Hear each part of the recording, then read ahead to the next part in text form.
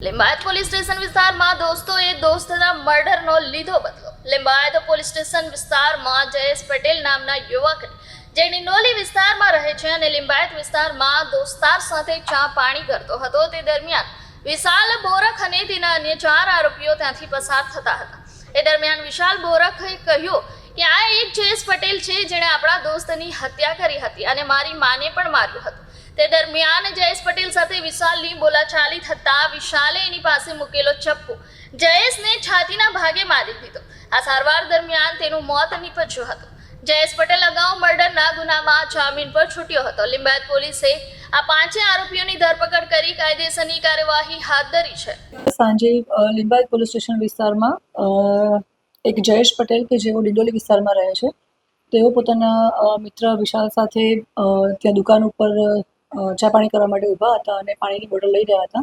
એ અરસામાં જે આરોપી છે વિશાલ બોરખ, ઓમ ગિરાસે, વેદાંત નિકમ, ગૌરવ જાદવ, યશ ઉર્ફે ઈશુ અને રાહુલ ખેરનાર કે જેઓ ત્યાંથી પસાર થઈ રહ્યા હતા અને આ જયેશ પટેલ છે એ અગાઉ મર્ડરના ગુનામાં આરોપી રહી ચૂક્યા છે।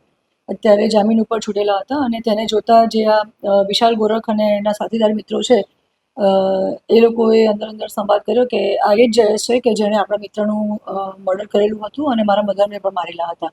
એ વખતે ત્યાં ઊભા રહી અને બોલાચાલી થતાં આ ઉગ્ર બોલાચાલી થઈ અને જ્યારે ઉગ્ર બોલાચાલીમાં વિશાલ બોરખ જે છે એણે પોતાની પાસે રહેલું ચપ્પુ આજે મરણ જનાર જયેશ પટેલને મારી દેતા છાતીના ભાગે ઈજા થઈ હતી। હોસ્પિટલમાં એડમિટ કર્યા હતા અને સારવાર દરમિયાન એનું મૃત્યુ થયેલ હતું। જે સંદર્ભે લિંબાયત પોલીસ સ્ટેશનમાં મર્ડરનો ગુનો દાખલ થયેલો છે અને અમારી 5 આરોપીઓને અમે એરેસ્ટ કરેલા છે।